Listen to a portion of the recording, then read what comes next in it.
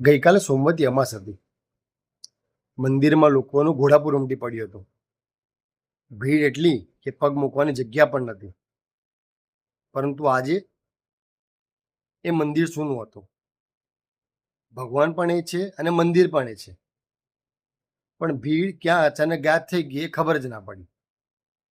જીવનમાં પણ ઘણીવાર આવું હોય છે.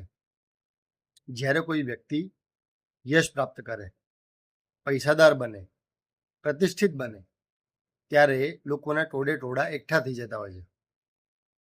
પરંતુ જ્યારે તે જ વ્યક્તિનો સમય ખરાબ આવે છે, ત્યારે એ ટોળું ક્યાં ગાયબ થઈ જાય છે એ ખબર જ નથી પડતી.